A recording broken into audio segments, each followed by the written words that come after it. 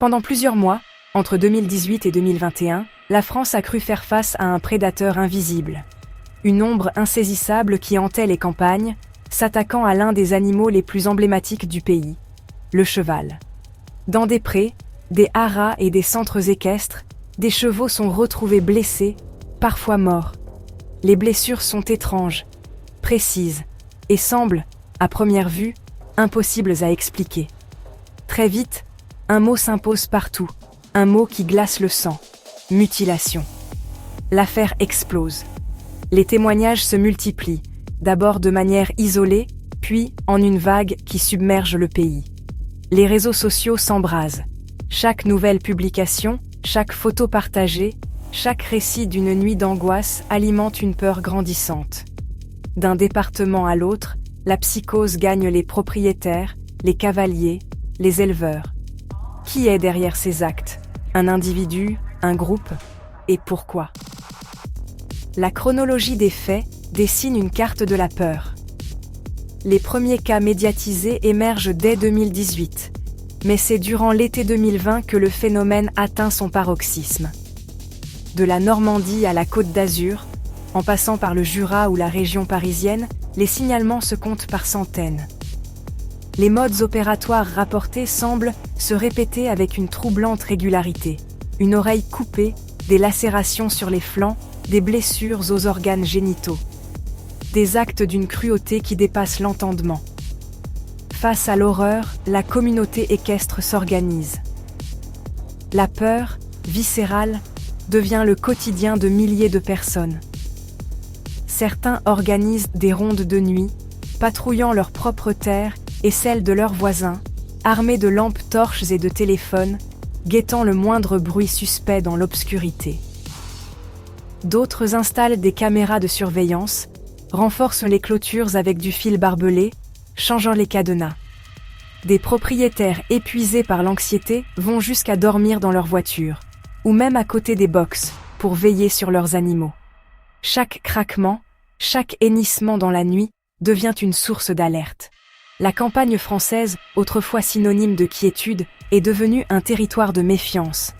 Et c'est là que le mystère devient encore plus troublant. Car au début, beaucoup imaginent un seul coupable, une figure de tueur en série, de chevaux. On parle d'un réseau organisé, d'une secte satanique, de défis macabres lancés sur le dark web, ou de rituels ésotériques. Plus l'angoisse monte, plus les hypothèses deviennent sombres et complexes.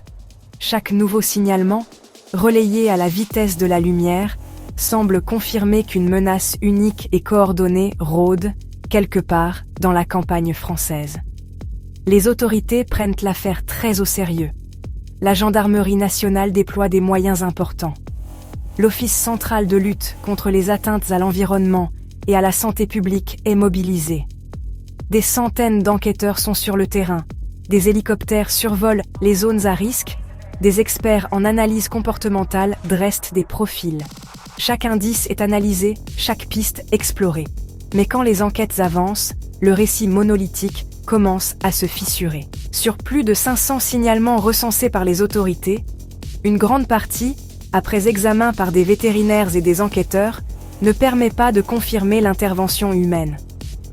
L'hypothèse d'un seul agresseur ou d'un phénomène national unique s'effrite. Les experts mettent en lumière d'autres causes, plus prosaïques, mais tout aussi réelles. Dans de nombreux cas, les blessures s'avèrent être accidentelles.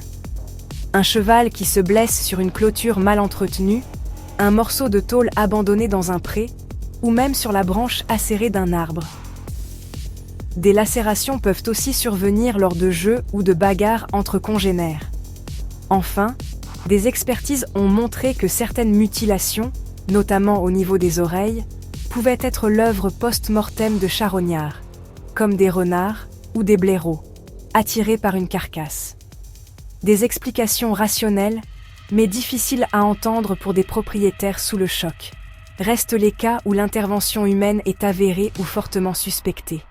Quelques dizaines de faits sur les centaines signalés. Mais là encore, l'enquête ne révèle pas de réseau coordonné.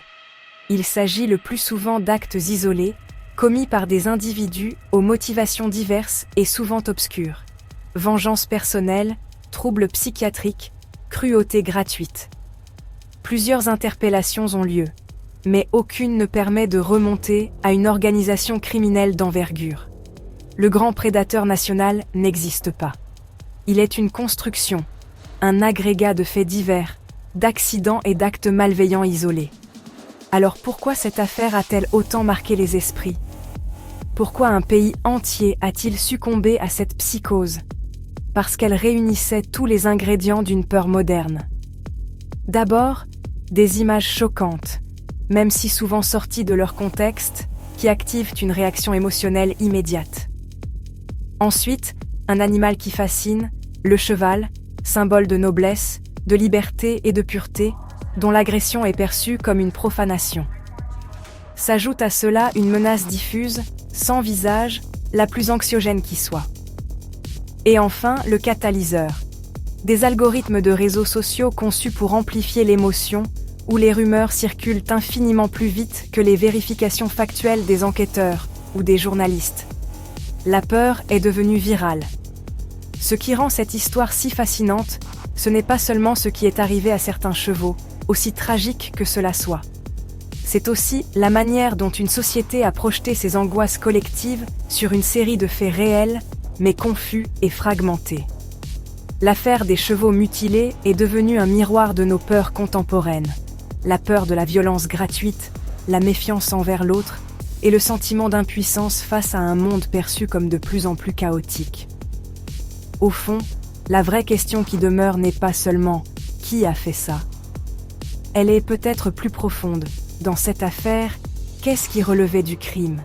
Et qu'est-ce qui relevait de la peur elle-même, devenue une force agissante, capable de transformer une réalité complexe en un immense et terrifiant mystère national?